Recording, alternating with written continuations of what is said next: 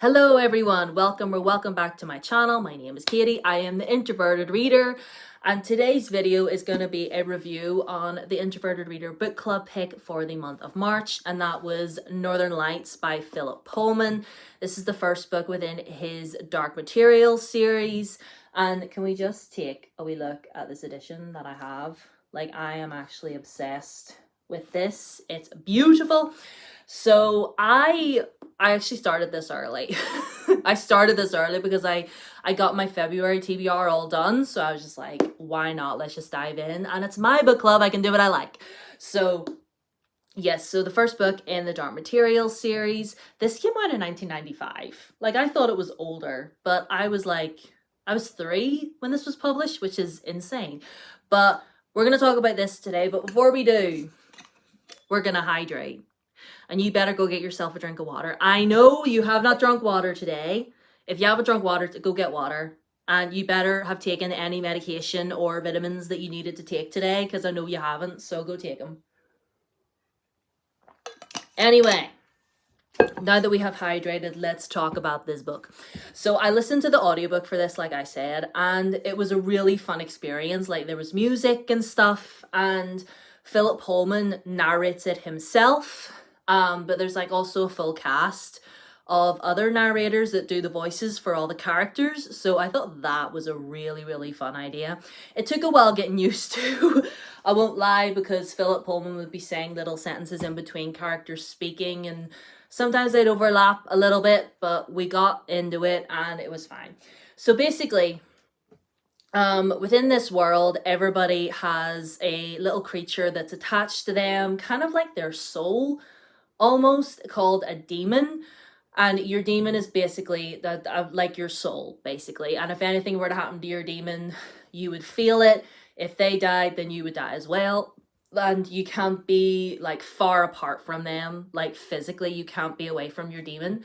And our main character, Lyra, lives at Jordan College, Oxford, with her demon Pan, and she was left there as a baby, and she's lived there ever since.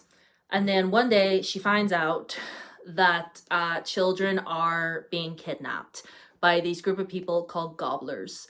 And nobody knows who these people are. Nobody. They're very mysterious. Nobody really knows anything. All they know is that children are going missing and they don't know where they're at. And she also, Lyra has this mysterious uncle called Azrael, who shows up every now and then, and he's away on his own adventures, and she finds out that he's being held captive somewhere, and then her best friend gets kidnapped by the gobblers as well. So she kind of takes it upon herself to persuade the adults to let her go, find her best friend, find her uncle, and find out what happened to all these other kids. So, and it sort of goes on from there. She travels all over.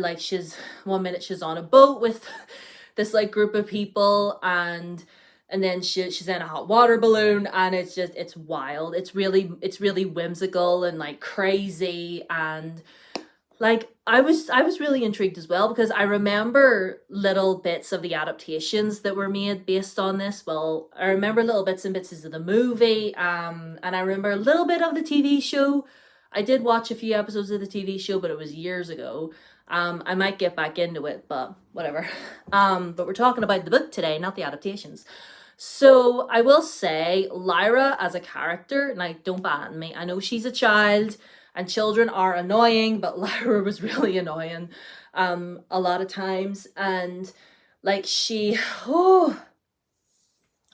the type of main character that is let me just ignore what everyone else says, even though they're only trying to look out for my safety, and let me just jump myself into situations where I could probably end up. Do you know what I mean? And it's just you dumb idiot. But again, she's 11 years old. I wasn't the brightest bulb when I was 11, for goodness sake. But anyway, and they venture north and all over, and they come across fighting bears. That's why there's a bear on the cover. Although, said bear in question, I thought would play a little bit of a bigger part within this, but he didn't really. He was just kind of there. I didn't really feel the friendship between him and Lyra was really developed, if I'm being real. But all the stuff with like them trying to find the kids and like where they were all ended up and whatever. And can I just say as well, her uncle Azrael can fully go down a fire, because I don't like him.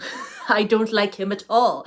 And if you've read this and you remember what happens in the last few chapters with the I don't like him. And Mrs. Coulter either. I don't like either one of them. Frankly, the two of them can kick rocks. But anyway, that's besides the point.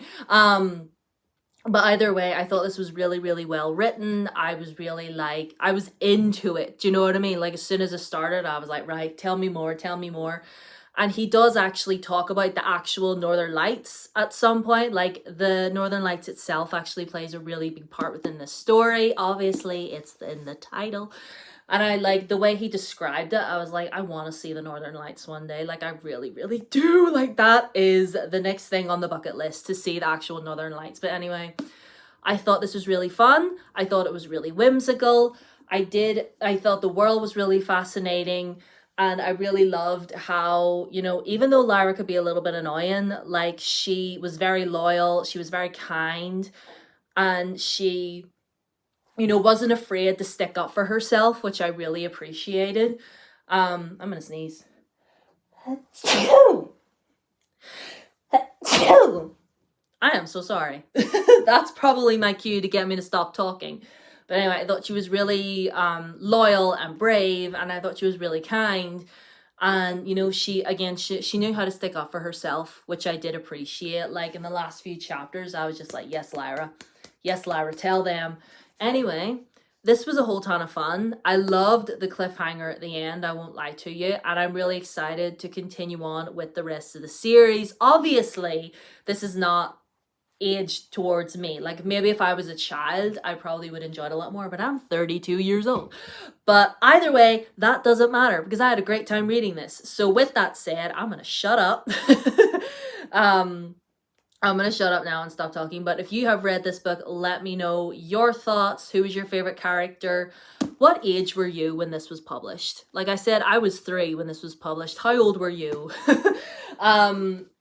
So yeah, that is my review for Northern Lights by Philip Pullman. Overall, I gave it 4 out of 5 stars. It's a really, really fun story. Really laid the groundwork for the rest of the trilogy. I'm very excited to continue on with The Subtle Knife. But anyway, I'm gonna love yous and leave yous. Let me know your thoughts and feelings about this in the comments. If you've read it, leave a like because it really helps. Subscribe if you haven't already. All my socials are down below as always: Twitter, Instagram, and TikTok. And I will see you guys in my next video, which is going to be coming this weekend. So I'll see you then. Bye.